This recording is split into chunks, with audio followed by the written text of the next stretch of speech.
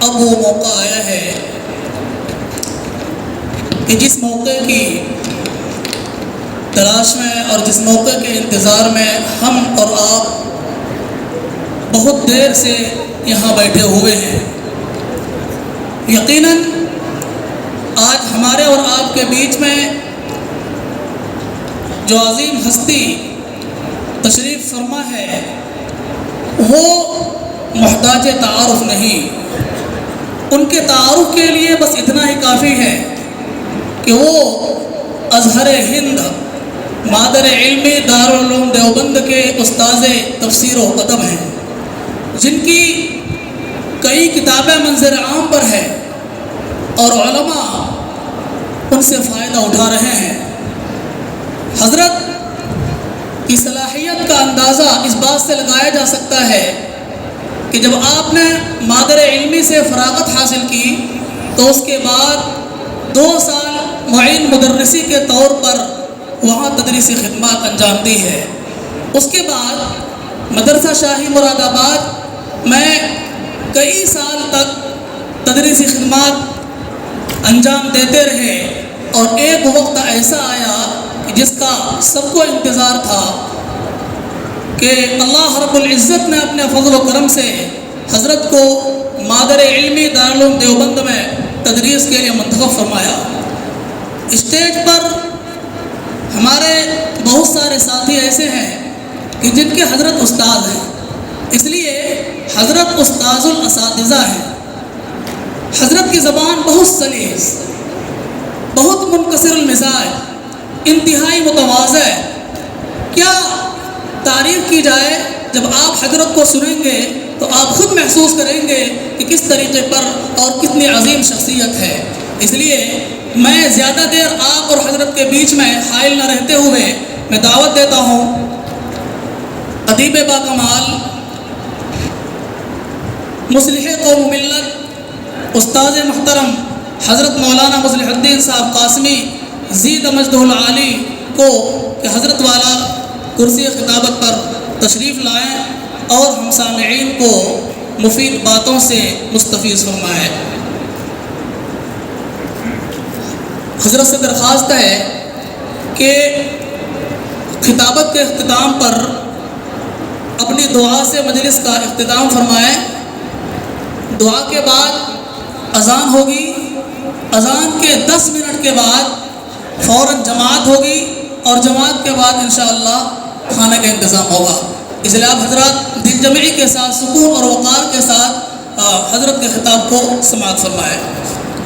اللہ الرحمن الرحیم۔ الحمد للہ الذی اکرمنا بنعمت الاسلام وانعم علینا برسالة سید الانام، والصلاة والسلام على من ارسى دعائم الایمان ودعا إلى المواخاة بين المسلمين ونادى بالتضامن والتحالف فيما بين المؤمنين وأوصاهم بالتمسك بالدين. أما بعد فأعوذ بالله من الشيطان الرجيم.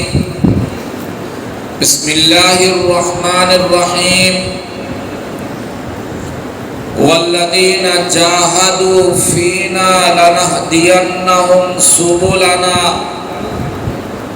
وإن الله لمع المحسنين. صدق الله العظيم.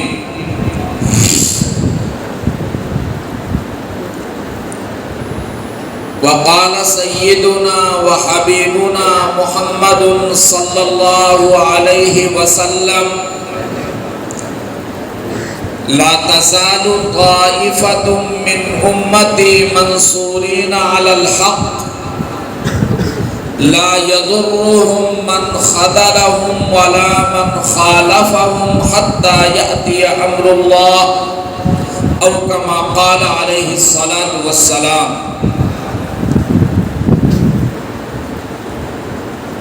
وقال في حديث آخر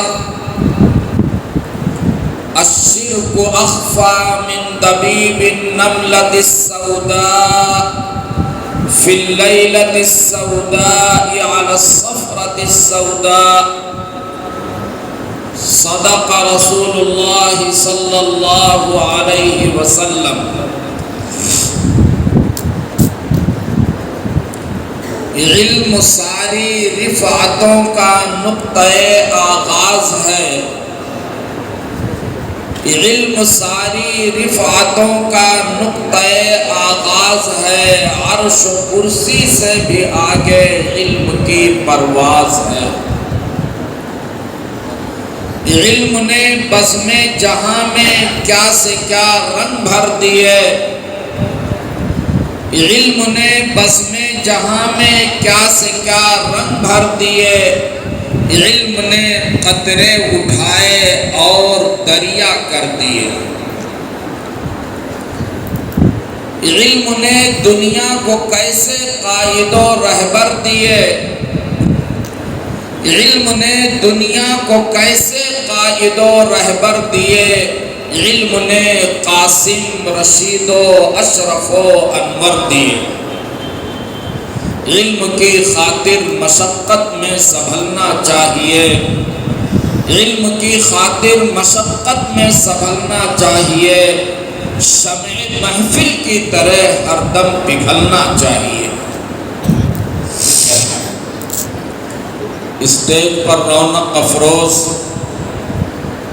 انتہائی قابل قدر حضرات علماء کرام، اساتذہ جامعہ، مہمانان ذی وقار، عامائدین قوم و ملت اور میرے عزیز طلبہ،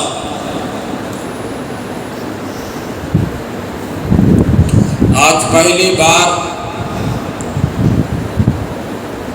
آپ کے اس ادارے جامعہ سیدنا ابن عباس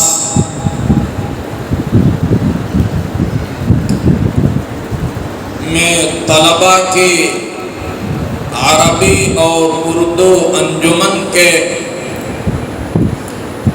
سالانہ اختتامی اجلاس میں حاضری باری تعالیٰ کا خاص فضل اور اس کا کرم اور اس کا احسان ہے۔ دل سے دعا گو ہوں کہ اللہ رب العزت ہم سب کے یہاں بیٹھنے اور ہم سب کے اجتماع کو قبول فرمائے۔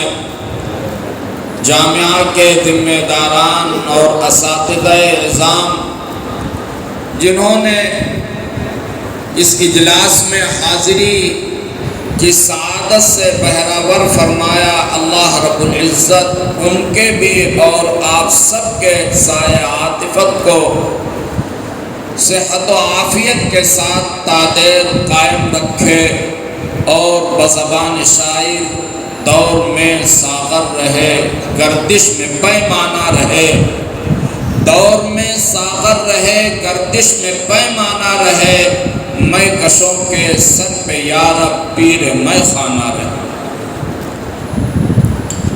بہت دیر سے آپ حضرات میرے ان عزیز طلباء کے پروگرام کو سن رہے ہیں۔ آپ کے سامنے تلاوت، نعت، مختلف موضوعات پر مختلف زبانوں میں تقاریر اور انتہائی نصیحت آمیز کم کر دو بھائی مکالمہ آپ کے سامنے پیش کیا گیا، اور سال بھر اس انجمن سے وابستہ رہ کر کے طلبہ عزیز نے جو کچھ سیکھا، محنت کی، پڑھا، اس کا ایک نچوڑ آپ کے سامنے پیش کیا۔ یہ طلبہ بڑی ہی بے تکلفی کے ساتھ اپنا پروگرام پیش کر رہے تھے اور میں بیٹھ کر کے یہ سوچ رہا تھا کہ اگر ہمارے یہ عزیز طلباء اس طریقے کی محنت اور کوشش کر رہے ہیں تو ہمیں اپنے اور اپنی قوم کے مستقبل پر نا امید ہونے کی کوئی ضرورت نہیں۔ انشاءاللہ ہمارے ان عزیز طلباء کی یہی محنتیں، یہی کوششیں، یہی کاوشیں رنگ لائیں گی اور دشمنوں کی نیند اڑانے کے لیے یہی محنتیں کافی ہیں۔ اللہ رب العزت انہیں اور ترقی عطا فرمائے۔ میں دل سے ان کا شکر ادا کرتا ہوں اور ان کے اساتذہ گرامی قدر کی خدمت میں کلمات تہنیت پیش کرتا ہوں، جنہوں نے ان طلباء کی تربیت کی، آراستہ کیا، ان کو علم کا شیدائی بنایا اور انتہائی حسن ترتیب کے ساتھ، انتہائی بے باکی کے ساتھ انہوں نے اس پروگرام کو پیش کیا۔ میری طرف سے طلباء بھی اور حضرات اساتذہ بھی دونوں ہی تہنیت اور مبارکباد کے مستحق ہیں۔ اللہ رب العزت دونوں کی محنتوں کو قبول فرمائے۔ حاضرین گرامی قدر اور میرے عزیز طلباء، یہ اللہ رب العزت کا بڑا فضل اور اس کا احسان ہے کہ اللہ رب العزت نے آپ کو اپنے دین کی خدمت کے لیے قبول فرمایا۔ ممکن ہے کچھ طلباء وہ بھی ہوں جو گھر والوں کی زبردستی اور ان کے اکراہ اور جبر کی بنیاد پر مدرسے میں پڑھے ہوئے ہوں، لیکن میں کہتا ہوں کہ وہ بھی اللہ کے منظور نظر ہیں۔ جس طریقے سے بھی وہ اس جامعہ میں یا کسی اور مدرسے میں داخل ہیں، سارے طلباء اللہ رب العزت کے منظور نظر ہیں۔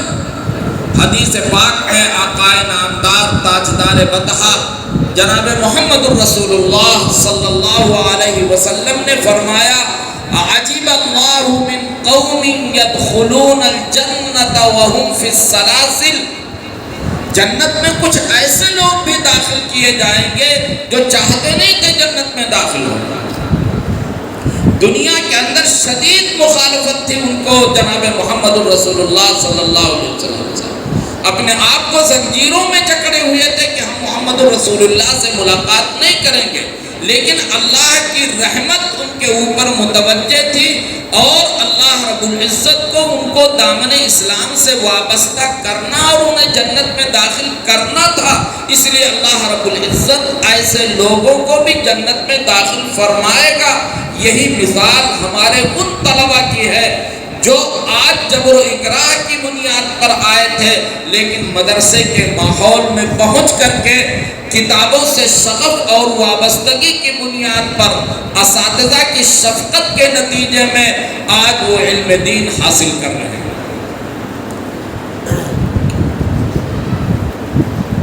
میرے مخاطب سب سے پہلے میرے یہ وہ عزیز طلباء ہیں جو اس جامعہ میں یا کہیں بھی داخل، ان کو میں یہ بتانا چاہتا ہوں کہ اس جامعہ یا کسی بھی مدرسے میں رہ کر کے اگر آپ نے قرآن کریم کو سینوں میں محفوظ کر لیا یا یہ کہ کتاب اللہ کے سمجھنے کے آپ مخاطب اور اہل بن گئے تو یہ بہت بڑی نعمت ہے۔ آپ کے اولاد اور جامعہ کے ذمہ داران جو بھی پیسے خرچ کرتے ہیں، مال خرچ کرتے ہیں اور نظام کو درست کرنے کے لیے اپنی تمام توانائیاں صرف کرتے ہیں، اگر آپ قرآن کے سمجھنے کے مخاطب اور اہل ہو گئے تو یہ سمجھیے کہ سارا یہ نظام کامیاب ہے۔ لیکن اس کے اہل آپ کب بنیں گے؟ ایک کامیاب عالم دین آپ کب بنیں گے؟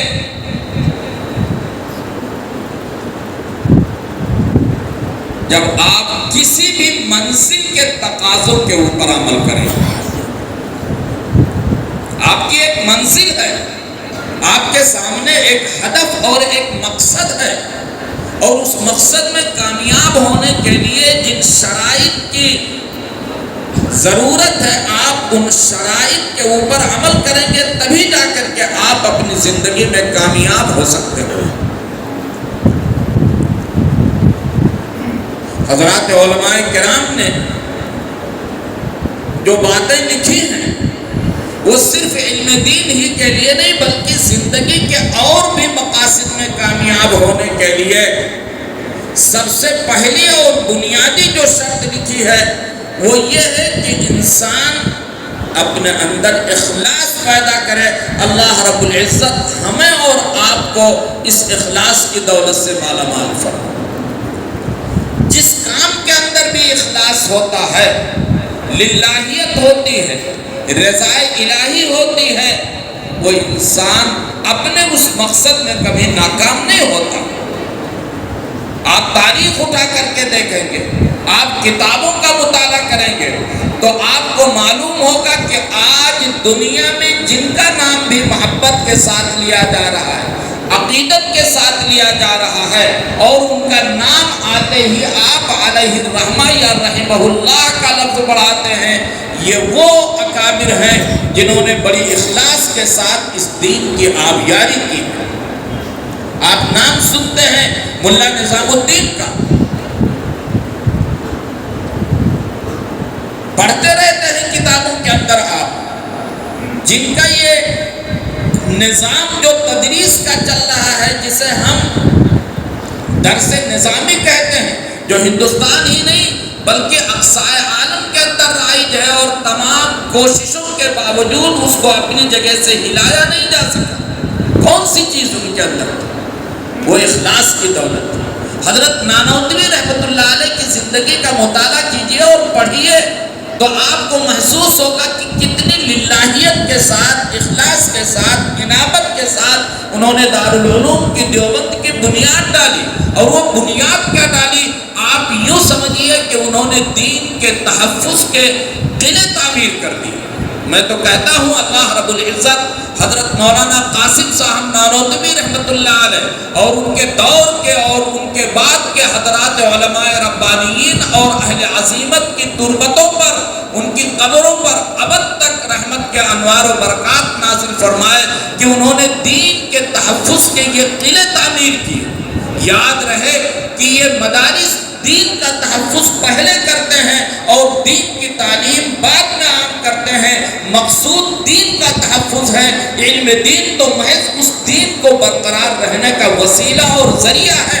ہماری ٹوپیاں ان کی جوتیوں پر قربان جنہوں نے دین کے تحفظ کے یہ قلعے تعمیر کیے۔ اگر یہ قلعے آج نہ ہوتے تو آپ یقین مانیے کہ آج مسلمانوں کی زبانوں پر جو کلمہ لا الہ الا اللہ محمد الرسول اللہ کی صدا بلند ہو رہی ہے، آج مسلمانوں کے گھروں سے جو تلاوت قرآن پاک کی آواز آ رہی ہے، آج ہمارے سروں کے اوپر جو ٹوپیاں نظر آ رہی ہیں، آج ہمارے چہروں کے اوپر جو داڑھیاں نظر آ رہی ہیں، خدا پاک کی قسم ان مساجد اور مکاتب بھی برکت ہے، ورنہ دشمن کس طریقے سے اپنا پیر پھیلا رہا ہے یہ ہم اور آپ دیکھ رہے ہیں۔ آج جو کچھ بھی دین کی چہل پہل نظر آ رہی ہے یہ مدرسوں کی برکت ہے۔ ہم ان مدارس کی اہمیت کو سمجھیں یا نہ سمجھیں، مگر ہمارے دشمن، آپ کے دشمن، اللہ کے دشمن، رسول کے دشمن، اور اس سے آگے بڑھ کر کے کہیے کہ انسانیت کے دشمن، وہ خوب سمجھتے ہیں کہ یہ مساجد اور یہ مکاتب اور یہ مدارس دین کی کیا خدمت انجام دے رہے ہیں۔ ہمیں اور آپ کو اس کی اہمیت کو سمجھنا، ہم جتنے بھی لوگ یہاں بیٹھے ہیں سب اس بات کو اچھی طریقے سے سمجھ لیں کہ دین کی اہمیت کیا ہے اور یہ مدارس دین کی کیا خدمت انجام دے رہے ہیں، اور میرے یہ عزیز طلبہ اور اچھی طریقے سے سمجھیں کہ آپ کے اساتذہ کے سامنے، ہمارے سامنے یہ جو آج چیلنجز ہیں اور مسائل ہیں، تمہارے سامنے مسائل اور زیادہ ہوں گے اور اس کے سوا ہوں گے، اور چیلنجوں کا مزید سامنا کرنا پڑے گا۔ آپ کو مستقبل کے لیے تیار ہونا، ہندوستان ہی میں نہیں، دنیا کے کسی بھی چپے میں جہاں کہیں بھی مسلمان آباد ہو، چاہے وہ غالب پوزیشن میں ہو یا مغلوب پوزیشن میں، طاقتور پوزیشن میں ہو یا کمزوری کی صورتحال میں ہو، جس حال میں بھی ہو، آج مسلمانوں کو جن چیلنجوں کا سامنا ہے، خاص طور پر ہم خدام دین کو جن چیلنجوں کا سامنا ہے، وہ سب سے بڑا چیلنج ہے ہمارے ایمان اور یقین کا تحفظ کا۔ خطرہ ہے ہمارے ایمان کو، اور نرغے میں ہے ہمارا یقین اور ہماری نوجوان نسلوں کا ایمان اور ان کی بقا۔ خطرہ ان کو ہے، اس لیے کہ باطل پوری طاقت کے ساتھ، تمام وسائل کے ساتھ میدان کے اندر ہے۔ ان کو ہماری عبادات سے لینا دینا نہیں ہے، ان کو ہمارے کردار سے لینا دینا نہیں ہے، ان کو ہمارے اعمال سے لینا دینا نہیں ہے۔ ان کا نشانہ تو وہ روح اور وہ اسپرٹ ہے جو ہمیں اور آپ کو عبادتوں کی طرف متوجہ کرتی ہے۔ ان کا نشانہ تو وہ روح ہے جو ہمیں آپ کو اخلاق اور عبادات کی طرف متوجہ کرتی ہے۔ وہ چاہتے ہیں کہ ہمارے ایمان کو نشانہ بنائے، ہمارے یقین کو نشانہ بنائے۔ ایسے سخت ماحول میں ضرورت جس بات کی ہے وہ اس بات کی ہے کہ ہم اپنے دین کے تحفظ کے لیے اپنی اپنی جگہ بیدار ہو جائیں، اپنی اپنی جگہ بیدار ہو جائیں۔ یہ روز و شب، یہ صبح و شام، یہ بستی یہ ویرانہ، یہ روز و شب، یہ صبح و شام، یہ بستی یہ ویرانہ، سبھی بیدار ہیں۔ انسان اگر بیدار ہو جائے، ہمیں اور آپ کو بیدار ہونا، اس میں کوئی شک کہ آپ اس اجلاس میں آئے، آپ نے طلبہ کی محنتیں دیکھی، آپ نے اساتذہ کی محنتوں کا مشاہدہ کیا، دین کے حوالے سے اس ادارے جامعہ سیدنا ابن عباس میں کیا محنت ہو رہی ہے، یہ آپ کو ان کو پڑھ کر کے سنانے کی ضرورت ہی نہیں تھی، آپ نے خود دیکھ لیا۔ اب ہماری ذمہ داری ہے کہ اس میں کوئی شک نہیں کہ یہ موقع خوشی اور مسرت کا ضرور ہے، مگر ان سب سے کہیں زیادہ ہمیں اپنی ذمہ داریوں کے احساس اور اپنے واجبات کے احساس کا ہے۔ ہم اپنا احتساب کریں، اپنا جائزہ لیں اور دیکھیں کہ اس دین کے حوالے سے ہم سے کہاں کہاں کوتاہیاں ہو رہی ہیں، کہاں کمیاں ہو رہی ہیں، اور ہمیں آگے بڑھ کر کے دین کی مزید کیا خدمت کرنی ہے، کوتاہیوں کو کس طریقے سے دور کرنا ہے۔ ان ذمہ داریوں کا احساس دلانے کے لیے اس جیسے جلسوں کا انعقاد ہوتا ہے۔ اس دین کے تئیں ہماری کیا ذمہ داریاں ہمارے اوپر عائد کی گئی ہیں اللہ کی طرف سے، رسول کی طرف سے، جس دین کے ہم حامل ہیں اس دین کی طرف سے، اور جس نبی عربی صلی اللہ علیہ وسلم کے ہم امتی اور غلام اور پیروکار ہیں، ان کی طرف سے کیا ذمہ داریاں عائد کی گئی ہیں، ان کو ہمیں اور آپ کو غور کرنا ہے۔ ہمارا تعلق اس دین سے بہت اٹوٹ اور مستحکم ہونا چاہیے، اس لیے کہ اس دین سے بغیر مستحکم تعلق کے نہ دنیا میں ہم سرخرو ہو سکتے ہیں اور نہ ہی آخرت میں ہمیں سرخروئی مل سکتی ہے، اور نہ ہی دنیا میں ہم اللہ اور اس کی رحمتوں اور اس کی نصرتوں کے مستحق ہو سکتے ہیں۔ دین سے بہت پختہ تعلق قائم کرنا ضروری ہے، اس لیے کہ اس دین سے ہمارا تعلق عقیدے کا بھی ہے، یہ رشتہ فہم اور تشریح کا بھی ہے، یہ رشتہ ادب اور احترام کا بھی ہے، یہ رشتہ تقدس اور تعظیم کا بھی ہے، یہ رشتہ ترویج اور اشاعت کا بھی ہے۔ اس دین سے ہم جب تک ان تمام پہلوؤں سے اپنا رشتہ مضبوط نہیں کر لیں گے، یاد رہے کہ سرخروئی اور کامیابی نہیں مل سکتی۔ اس لیے ہر اعتبار سے دین سے ہمیں جڑنا ہے، اور یہ بات میں بہت ذمہ داری سے کہہ رہا ہوں، بہت ہی ذمہ داری کے ساتھ یہ بات کہہ رہا ہوں کہ دین سے جڑنے کا کیا مطلب ہے۔ دین سے جڑنے کا یہ مطلب ہے جو ابھی تقریر کے اندر بھی ایک طالب علم نے بیان کیا ہے۔ دین سے جڑنے کا مطلب یہ ہے کہ آپ اپنے بچوں کو دینی ماحول میں رکھیں، ان کا دینی مزاج بنائیں، ان کے دلوں میں دین کی محبت پیدا کر دیں۔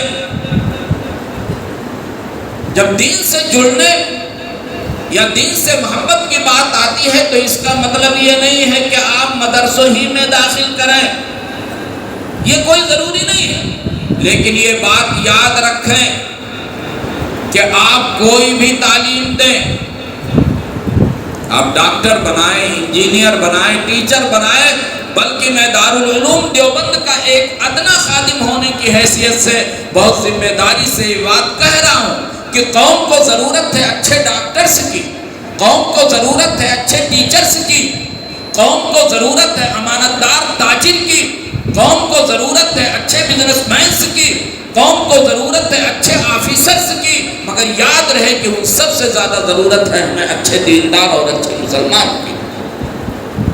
آپ کا بیٹا ڈاکٹر ہو بہت اچھا، آپ کا بیٹا انجینئر ہو بہت اچھا، آپ کا بیٹا ٹیچر ہو بہت اچھا، آپ کا بیٹا آفیسر ہو بہت اچھا، لیکن ان چٹائیوں کے اوپر بیٹھنے والے حضرات علماء کرام کے سامنے سے ضرور گزار دیجئے، تاکہ آپ کے بچوں کو یہ دین کی تعلیم دینے کے ساتھ ساتھ ان کے عقیدے کو پختہ کر دیں، ان کے دلوں کے اندر ایمان کی ایسی بیج ڈال دیں اور ان کے دلوں کے اندر ایمان کی ایسی روح پھونک دیں اور ان کو ایسی تعلیم اور تربیت کے ساتھ آراستہ کر دیں کہ انہیں حلال اور حرام کی تمیز ہو جائے، انہیں عبادتوں کی اہمیت معلوم ہو جائے، انہیں اخلاق اور ان کی تربیت کی اہمیت معلوم ہو جائے۔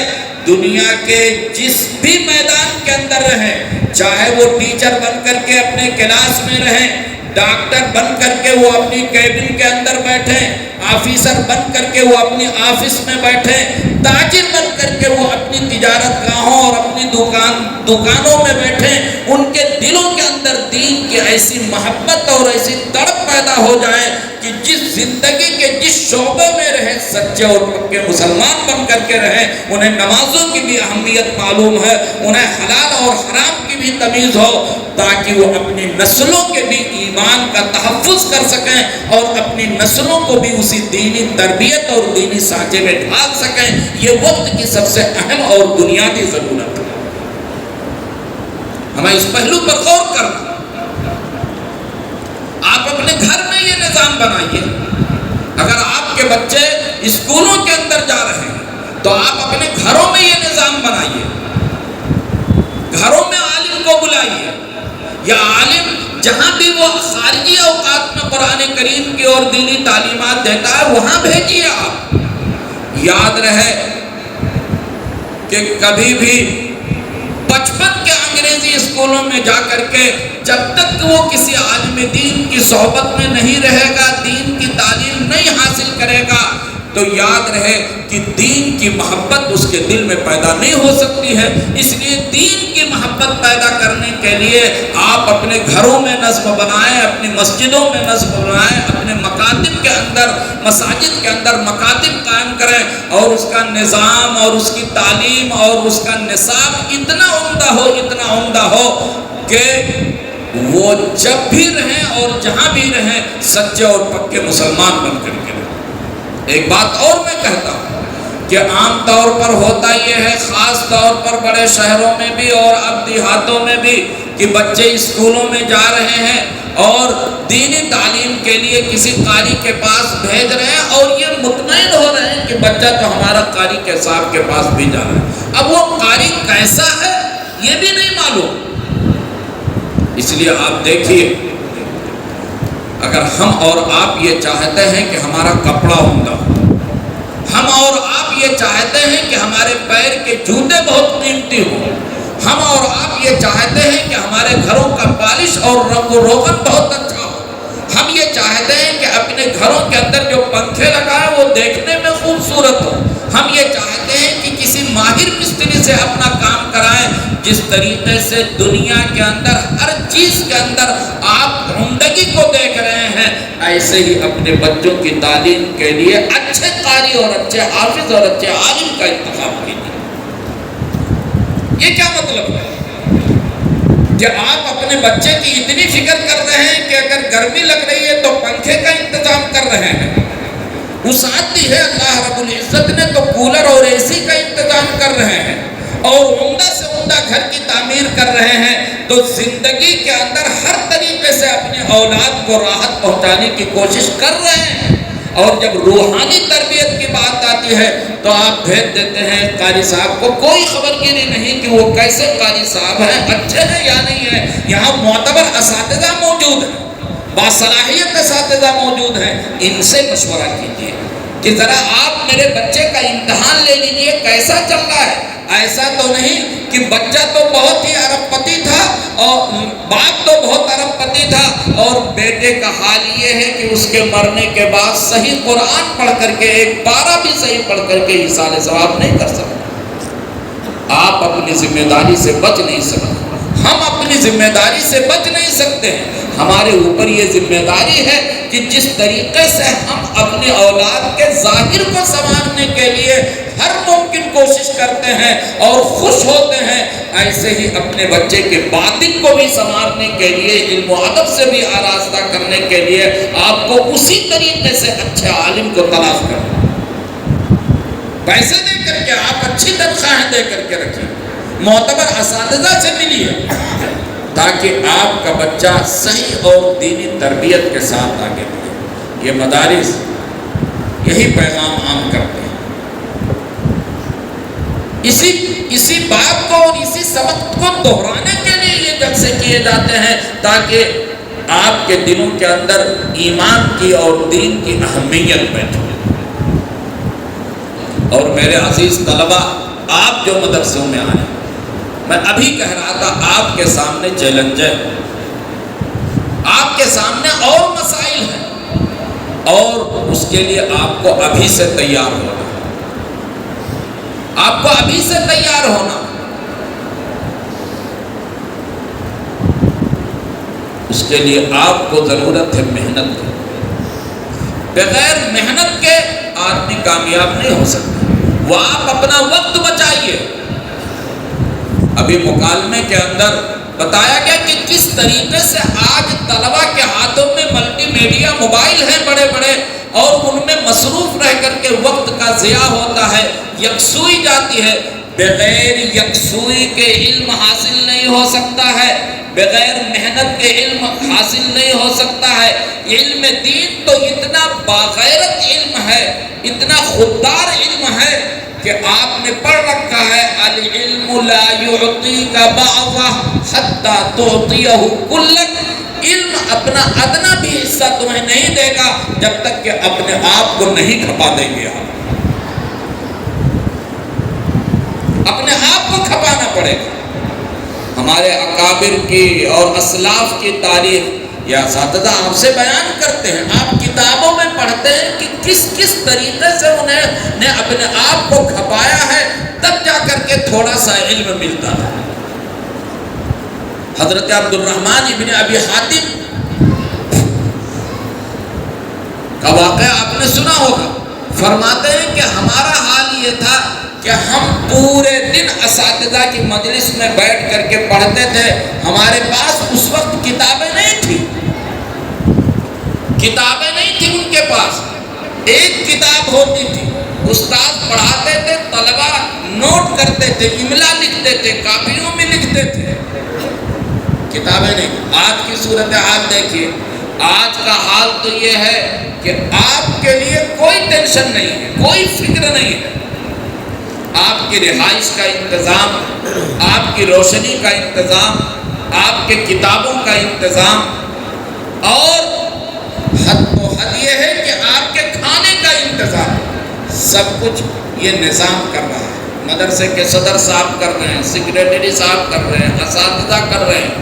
میں تو کہا کرتا ہوں کہ جب ایک سال ہم لوگ پڑھا کر کے ایک مہینہ رمضان کے لیے فرصت پاتے ہیں تو طلبہ اپنے گھروں میں جاتے ہیں اور ہم اپنا بیگ اٹھا کر کے شہروں اور گلیوں کی خاک چھانتے ہیں چندہ کرنے کے لیے کہ ان مہمان رسول کے لیے ذرا کچھ پیسے دے دو، رسید کٹا لو، ان کے لیے ہمیں کھانے کا نظم کرنا ہے، ان کے لیے ہمیں کتابوں کا نظم کرنا ہے، ان کے لیے روشنی اور رہائش کا ایک مہینے کی جو چھٹی ملتی ہے۔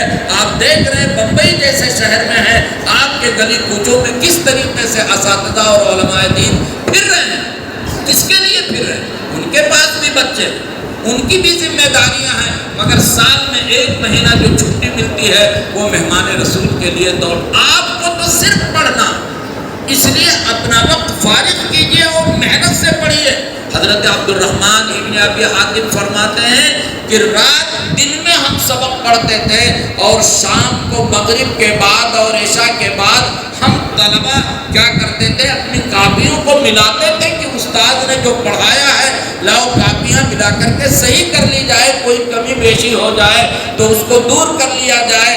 نہ دن میں فرصت تھی نہ رات میں فرصت تھی۔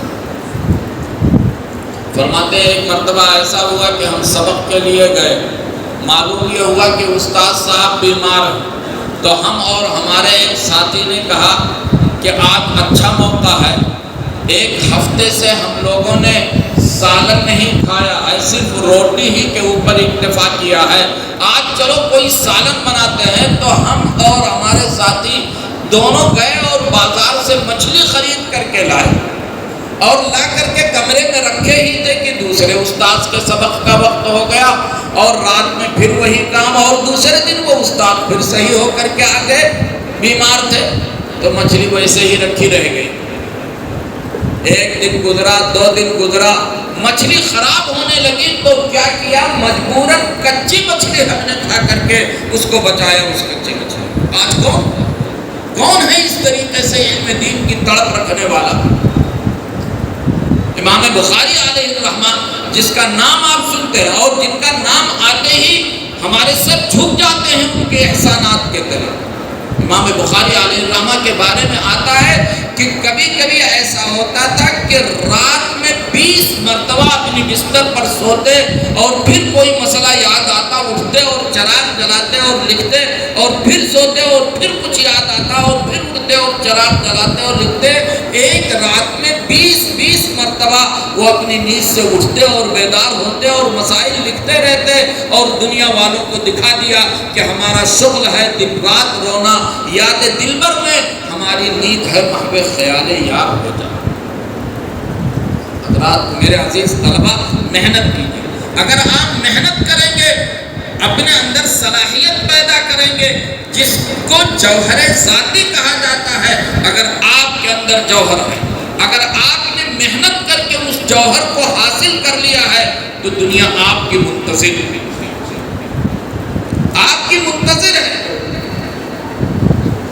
ایک شاعر نے بڑی اچھی بات کہی ہے، ذرا حسن پیدا تو کر زندگی میں، ذرا حسن پیدا تو کر زندگی میں، تیری منتظر جلوہ ہے بہت۔ کمال تو پیدا کیجیے اپنے اندر۔ بمبئی شہر جیسے شہر میں ہمیں مثال دینے کی ضرورت نہیں ہے، کوئی مثال دینے کی ضرورت۔ آپ جانتے ہیں اس شہر میں آپ دیکھتے ہیں کہ اچھا کوئی کاریگر ہوتا ہے، اچھا کوئی مستری ہوتا ہے، جس کے اندر کسی بھی درجے کا کمال ہوا کرتا ہے، دنیا اسے ہاتھوں ہاتھ لی ہوئی۔ اگر اچھا پنکھا لگانے والا بھی ہے، بجلی کی فٹنگ کرنے والا ہے، تو دنیا اسی کی تلاش میں پھر رہی ہے۔ کیوں؟ اس لیے کہ اس کے اندر جوہر ہے، اس کے اندر کمال ہے، اس نے کسی فن کے اندر اختصاص پیدا کیا ہے۔ تو آپ اختصاص پیدا کیجئے، مہارت پیدا کیجئے، مگر یہ مہارت اور محنت کا جذبہ کسی بھی انسان کے اندر، خاص طور سے ہم طلبہ دین کے اندر کب پیدا ہوگا؟ جب ہمارا تعلق استاد سے رہے گا اور ہمارے اندر ذاتی دلچسپی ہو۔ میرے ایک استاد، یہ حضرات علماء کرام جانتے ہیں، حضرت مولانا نور عالم صاحب خلیل امینی رحمۃ اللہ علیہ دارالعلوم دیوبند کے عربی پرچے کے ایڈیٹر تھے۔ انہوں نے ایک مرتبہ ایک مضمون لکھا تھا اور اس مضمون کا عنوان ہی تھا ان معلمک الاول الحرص الذاتی لک۔ یہ ہر ایک کے لیے فرمایا تھا کہ تمہارا پہلا استاد، تمہارا پہلا ٹیچر اور تمہاری ذات کو بنانے والا تمہارے اندر کی ذاتی دلچسپی۔ اگر آپ کے اندر دلچسپی ہے تو آپ کامیاب ہیں، اور اگر دلچسپی نہیں ہے، دلچسپی ہی پیدا ہوتی ہے مقصد کو پیش نظر رکھتے۔ جب آدمی کے سامنے مقصد ہوتا ہے، مقصد کو پیش نظر رکھتا ہے، تب اس کو دلچسپی پیدا ہوتی ہے، اور اگر مقصد نہیں ہے تو بھی دلچسپی پیدا نہیں ہوتی۔ آپ دیکھیے ایک شخص ہے جو ٹھیلے کے اوپر کیلا بیچتا ہے، پورے دن چلتا رہتا ہے، صبح سے شام تک وہ روڈ کے اوپر چلتا رہتا ہے۔ وہ بھی انسان ہے، اسے بھی سردی لگتی ہے، اسے بھی گرمی لگتی ہے، لیکن نہیں بیٹھتا۔ اس کے پاس اسٹول بھی نہیں ہوتا ہے کہ کچھ دیر بیٹھ جائے، وہ تو چلتا رہتا ہے پورے دن۔ وہ دیوانہ نہیں، وہ پاگل نہیں ہے۔ اگر ہم آپ سے ہی پوچھیں کہ یہ بتائیے کہ آخر آپ تو دوپہر میں کھانے کے بعد قیلولہ بھی کرتے ہیں، وقت کے اوپر آپ کو کھانا ملتا ہے، وہ کیلا بیچنے والا، کیلا فروش کیوں پورے دن چلتا رہتا ہے؟ تو ہم میں سے ہر شخص یہ جواب دے گا کہ صاحب اس کے سامنے ایک مقصد کیا ہے کہ اس کے ٹھیلے کے اوپر جو کیلا ہے وہ خریدنے والے خرید لے، اسے 2 پیسے حاصل ہو جائیں اور وہ اپنے بچوں کا پیٹ پال لے، اس لیے وہ پورے دن چلتا رہتا ہے بیچارہ۔ شام کو تھکا مادہ اپنے گھر پہنچتا ہے تو اس کے سامنے ایک مقصد ہے، اس لیے پورے دن وہ چل رہا ہے، تھک نہیں رہا، تھکاوٹ کے باوجود بھی وہ چل رہا ہے۔ کیوں؟ اس لیے کہ اس کے سامنے مقصد ہے۔ ہمارے اور آپ کے سامنے تو اور بڑا مقصد ہے، اس مقصد کو پیش نظر رکھیں گے ہم آپ تو اندر سے ذاتی دلچسپی پیدا ہوگی، اور جب ذاتی دلچسپی پیدا ہوگی تو آپ کے اندر جوہر پیدا ہوگا، کمال پیدا ہوگا، فقہ کے اندر مہارت ہوگی، نحو کے اندر مہارت ہوگی، صرف کے اندر مہارت ہوگی، عام مسائل کو سلجھانے والے ہوں گے، اچھے معلم بن کر کے نکلیں گے، اچھے مفتی بن کر کے نکلیں گے۔ اچھی محنت کرنے والا اچھا ڈاکٹر بنتا ہے، اچھا انجینئر بنتا ہے، اچھی محنت کرنے والا بزنس مین اچھا بنتا ہے، تاجر بنتا ہے۔ آپ محنت کریں گے کہ آپ اچھے عالم دین نہیں بنیں گے، یقیناً بنیں گے، مگر اپنے آپ کو کھپائیے، محنت کیجیے۔ مؤرخ یوں جگہ دیتا نہیں تاریخ عالم میں، مؤرخ یوں جگہ دیتا نہیں تاریخ عالم میں، بڑی دشواریوں کے بعد پیدا نام، بڑی دشواریوں کے بعد پیدا، مشقتیں اٹھانی پڑے گی۔ ہم میں سے ہر شخص، جتنے بھی لوگ یہاں بیٹھے ہوئے، کسی بھی درجے میں اگر شعور رکھنے والے ہیں تو وہ میری بات کو بہت اچھی طریقے سے سمجھیں گے۔ ہمارے اور آپ کے آقا تاجدار بطحا جناب محمد الرسول اللہ صلی اللہ علیہ وسلم کے اوپر پہلی وحی نازل ہوئی، اقرأ بسم ربک الذی خلق خلق الانسان من علق۔ آپ پر پہلی وحی نازل ہوئی۔ میں آپ سے پوچھوں، یہ پہلی وحی کہاں نازل ہوئی؟ کہاں نازل ہوئی؟ غار حرا میں نازل ہوئی۔ جن حضرات کو عمرے یا حج کی سعادت حاصل ہوئی ہے وہ خوب جانتے ہیں کہ آج بھی اگر غار حرا کے اوپر نگاہیں اٹھائی جائیں تو نگاہیں چکا چوندھ ہو جاتی ہیں، اور دیکھ کر کے ہمت آج ہماری پست ہو جاتی ہے، جبکہ کچھ دور تک راستے بن چکے ہیں۔ اس زمانے میں جب کوئی راستہ نہیں تھا تو اتنی بلندی کے اوپر آپ صلی اللہ علیہ وسلم عبادت اور یکسوئی کے لیے کیسے جاتے رہے؟ پہلی وحی نازل ہوئی کہاں؟ غار حرا میں۔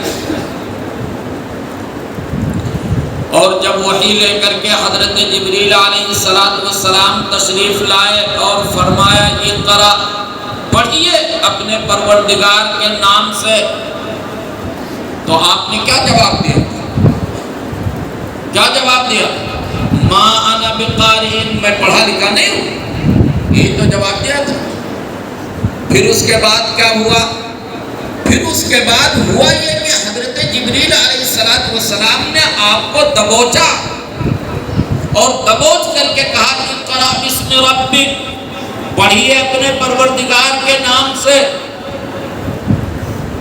آپ صلی اللہ علیہ وسلم نے فرمایا کہ ما انا بقارئ، میں پڑھا ہوا نہیں ہوں۔ پھر حضرت جبریل علیہ السلام نے آپ کو پھر دبوچا اور کہا پڑھیے اقرأ بسم ربک الذی خلق۔ جو بات میں سنانا چاہتا ہوں وہ یہ بتلانا چاہتا ہوں کہ اللہ رب العزت اس بات پر قادر تھا کہ پہلی وحی آپ کے حجرہ شریفہ ہی میں نازل کر دیتا. قادر تھا اللہ رب العزت، لیکن وہاں پہلی وحی نہیں آئی. پہلی وحی اس بلندی کے اوپر آئی، غار حرا کے اوپر، اور پہلی وحی سے یہ درس دے دیا گیا کہ اس علم کو حاصل کرنے کے لیے گھر بار کو چھوڑنا پڑ سکتا ہے، ماں اور باپ کو چھوڑنا پڑ سکتا ہے، بھائی اور بہن سے جدائیگی اختیار کرنی پڑ سکتی ہے. یہ علم بہت آسان علم نہیں ہے، بہت باغیرت علم ہے. گھروں کو چھوڑیے اس علم کو حاصل کرنے کے لیے، اور حضرت جبریل علیہ السلام کا بار بار دبوچنا، وہاں سے یہ سبق دے دیا گیا کہ یہ علم مشقتوں سے حاصل ہوتا ہے. استاد کی سخت اور سست باتیں سننی پڑے گی، اور جب آپ استاد کی سخت اور سست باتیں سنیں گے، تواضع اختیار کریں گے، تب جا کر کے یہ علم ہے. یہ سبق ہمیں پہلی وحی سے دے دیا گیا ہے کہ علم حاصل کرنے کے لیے گھروں کو بھی چھوڑنا پڑ سکتا ہے، اور اساتذہ کی ڈانٹ ڈپٹ بھی سننی پڑ سکتی ہے. اور جو طالب علم مدرسے میں رہ کر کے، نظام کی جکڑنوں میں رہ کر کے، نظام کی بندشوں میں رہ کر کے، اساتذہ کی شفقتوں کے سائے میں ان کی تنبیہات کو برداشت کر کے اپنے اندر صبر اور تحمل پیدا کر کے جو مدرسے کے نظام میں رہ سکتا ہے، یاد رہے کہ وہی طالب علم کامیاب ہوتا ہے، وہی کامیاب ہوتا ہے. اور آپ کو یہ سمجھنا پڑے گا ایک طالب علم ہونے کی حیثیت سے کہ آپ کو جو نظام کا پابند بنایا جا رہا ہے، آپ کو جو تکبیر اولیٰ کے لیے کمروں سے نکالا جا رہا ہے، آپ کو جو نماز با جماعت کا پابند بنایا جا رہا ہے، کلاس اور درسگاہوں میں حاضر نہ ہونے پر جو آپ کی تنبیہ کی جا رہی ہے، یہ آپ کی تربیت ہے. آپ مدرسے میں رہ کر کے اپنے اساتذہ کو امتحان دے رہے ہیں، اپنے کورس کا امتحان دے رہے ہیں، لیکن جب عملی میدان کے اندر آپ جائیں گے تو آپ کو عمل کا امتحان دینا پڑے گا، آپ کو اخلاق کا امتحان دینا پڑے گا، آپ کو کردار کا امتحان دینا پڑے گا. دنیا اور عوام آپ کو دیکھے گی کہ آپ کے اندر کتنی صلاحیت ہے اور دین کی کتنی خدمت کا جذبہ آپ کے اندر ہے. یہ اساتذہ وہ جذبہ پیدا کر رہے ہیں، اور اس ماحول میں رہ کر کے اساتذہ کی ان باتوں کو آپ برداشت کریں گے تو کامیاب ہوں گے، ورنہ کامیابی نہیں ہو سکتی. یہ شرائط ہے علم دین کی، ان کو آپ برداشت کریں گے. آپ احترام کیجئے ان اساتذہ کا جن کے سینوں سے آپ کو علم مل رہا ہے. آپ احترام کیجئے ان کتابوں کا جن کتابوں سے آپ کو علم مل رہا ہے. آپ احترام کیجئے ان تپائیوں کا جن تپائیوں پہ رکھ کر کے آپ کتابوں کو رکھ کر کے علم حاصل کرتے ہیں. آپ احترام کیجئے کاغذات کا، آپ احترام کیجئے قلم کا. میں نے کہا یہ بہت باغیرت علم ہے. جب تک آپ ان چیزوں کا پاس و لحاظ نہیں کر سکتے ہیں، علم اپنا معمولی حصہ بھی دینے کے لیے تیار.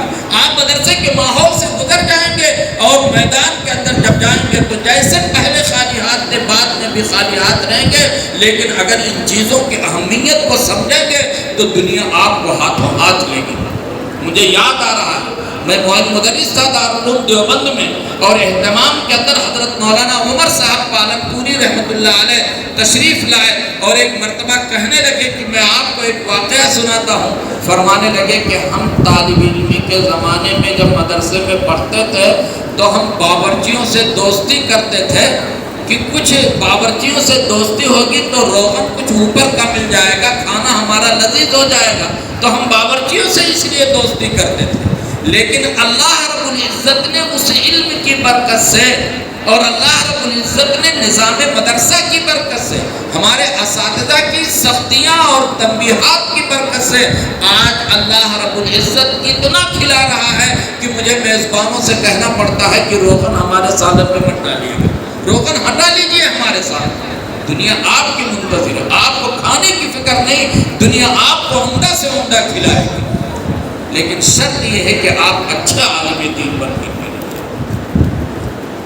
آپ اپنے اساتذہ سے تعلق صرف ضابطے کا مت رکھیے کہ آپ ابن عباس میں ہیں تو آپ کا آپ کے اساتذہ سے تعلق ہے. ہے، بلکہ یہاں سے نکلنے کے بعد بھی ان کا ذاتی تعلق آپ سے ہو گیا ہے۔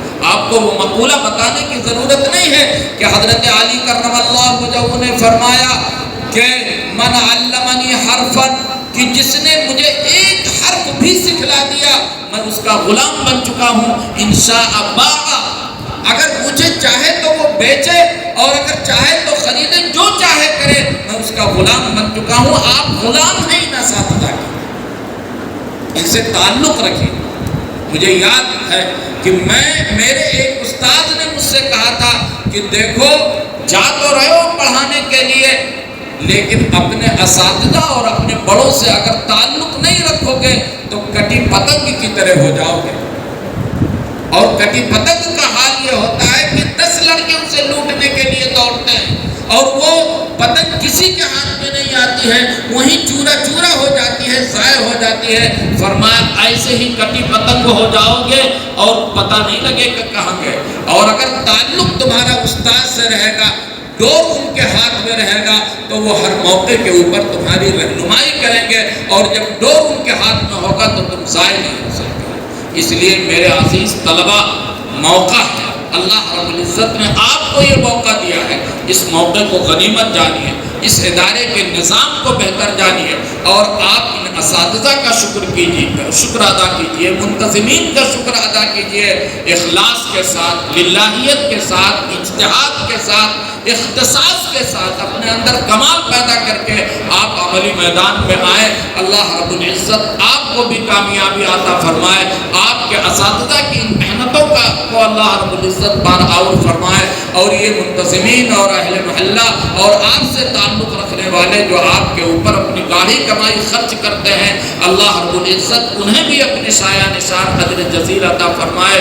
بہرحال یہ ادارہ آ کر کے بڑی خوشی ہوئی، اچھی تعلیم ہو رہی ہے، دعا ہے کہ اللہ رب العزت اس ادارے کو ہمہ جہت ترقی عطا فرمائے۔ میں ایک مرتبہ پھر مبارکباد پیش کرتا ہوں آپ سب عزیز طلبہ کو جنہوں نے پروگرام پیش کیا، آپ کے اساتذہ کو، آپ کے ذمہ داران کو، کہ ایک اچھا ماحول بنا رکھا ہے تعلیم کا۔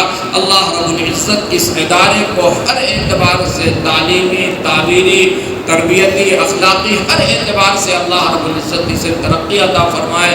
جو گزارشات آپ کے سامنے پیش کی گئی ہیں، اللہ رب العزت ہمیں بھی اور آپ کو بھی ان پر عمل کرنے کی توفیق عطا فرمائے۔ اے خدا، جسم میں جب تک کہ میری جان رہے، اے خدا جسم میں جب تک کہ میری جان رہے، تجھ پہ صدقے تیرے محبوب پہ قربان رہے، کچھ رہے یا نہ رہے، پر یہ دعا ہے کہ امیر نصر کے وقت سلامت میرا ایمان رہے۔ آمین وآخر دعوانا الحمدللہ رب العالمین۔ اللہم لک الحمد کما انت اہلہ، والصلاة والسلام علی خیر خلقک محمد صلی اللہ علیہ وسلم کما هو اہلہ۔ یا ربنا افعل بنا ما انت اہلہ ولا تفعل بنا ما نحن اہلہ۔ ربنا آتنا فی الدنیا حسنة وفی الآخرة حسنة وقنا عذاب النار۔ ربنا لا تزغ قلوبنا بعد إذ هديتنا وهب لنا من لدنك رحمة إنك أنت الوهاب۔ ربنا اغفر لنا ولإخواننا الذين سبقونا بالإيمان ولا تجعل في قلوبنا غلا للذين آمنوا ربنا إنك رؤوف رحيم۔ الہ العالمین، اے پروردگار عالم، ہم سب آپ کے عاجز اور حقیر بندے ہیں۔ آپ خالق ہیں، آپ مالک ہیں، کارساز ہیں، رہنماز ہیں۔ پروردگار عالم، آپ مسئول ہیں، ہم سائل ہیں۔ آپ غنی ہیں، ہم محتاج ہیں۔ آپ داتا ہیں، ہم بھکاری ہیں۔ اے اللہ، ہم نے آپ کے سامنے اپنے ہاتھ پسار دیے۔ اللہ، اجتماعی شکل میں ہم نے اپنے ہاتھ تیرے سامنے پھیلا دیے۔ اگر ہم دنیا میں کسی فقیر اور غریب کے دروازے پر اس اجتماعی شکل میں جا کر کے ہاتھ پھیلا دیتے تو ہمیں امید نہیں بلکہ یقین ہے کہ ہمیں خالی ہاتھ نہ لوٹاتا۔ آپ تو داتاؤں کے داتا ہیں، آپ تو داتاؤں کے داتا ہیں۔ اے اللہ، آپ کے در سے کیسے خالی ہاتھ واپس چلے جائیں۔ اے اللہ، ہم سب کے دامن مراد کو بھر دیں۔ اے اللہ، ان حاضرین کے دلوں میں جو جو بھی آرزویں اور تمنائیں ہیں، جو ہماری آرزوؤں اور تمناؤں کو ہم سے بھی زیادہ جاننے والا ہے، پروردگار عالم ہر ایک کی جائز تمناؤں کی تکمیل فرما دے۔ پروردگار عالم ان اعمال کے کرنے کی توفیق عطا فرما جو تیری رضا کا سبب بنتے ہیں، ان اعمال سے ہم سب کی حفاظت فرما جو تیرے غضب کا سبب بنتے ہیں۔ پروردگار عالم تو ہم سب کو حلال اور پاکیزہ روزی عطا فرما، اللہ ہمارے حلال اور پاکیزہ روزی میں برکت عطا فرما۔ پروردگار عالم اپنا محتاج بنا، کسی اور کا محتاج مت بنا، اللہ اپنا محتاج بنا، کسی اور کا محتاج مت بنا، اللہ اپنا محتاج بنا، کسی اور کا محتاج مت بنا۔ اللہ حرام سے ہم سب کی حفاظت، اللہ حرام کے ایک ایک لقمے سے ہماری حفاظت کرنا۔ پروردگار عالم ہماری نسلوں کے ایمان کے تحفظ کے اللہ اسباب پیدا فرما۔ پروردگار عالم جو دینی مدارس، مراکز، خانقاہیں، جماعتیں اللہ دین کی خدمت کا فریضہ انجام دے رہی ہیں، اے کریم آقا تو ان سب کی دستگیری فرما۔ اللہ ان کے چلنے کا نظام اپنے خاص خزانے غیب سے فرما۔ اللہ اس ادارے کو بھی ترقی عطا فرما۔ اللہ ان کے منتظمین میں، اللہ اس ادارے کے بھی منتظمین میں ہمت، حوصلہ اور جذبہ عطا فرما۔ اور اللہ جو اس ادارے کی ترقی کے لیے جس طریقے کا بھی تعاون پیش کر رہے ہیں، اے کریم آقا تو اپنے شامل شان ان کو اجر جزیل عطا فرما۔ اللہ دنیا میں بھی سرخروئی عطا فرما اور آخرت میں بھی سرخرو اور کامیاب فرما۔ پروردگار عالم ہم سب کے گناہوں پر جس طریقے سے آپ نے دنیا میں پردہ ڈالا ہے، اللہ آخرت میں بھی صبر پوشی فرما۔ اے کریم آقا، اے کریم آقا محض اپنے فضل سے، کرم سے، احسان سے تمام مدارس، خاص طور پر ام المدارس دارالعلوم دیوبند کی حفاظت فرما۔ اللہ اس کے الجھے ہوئے مسائل کو سلجھا دے۔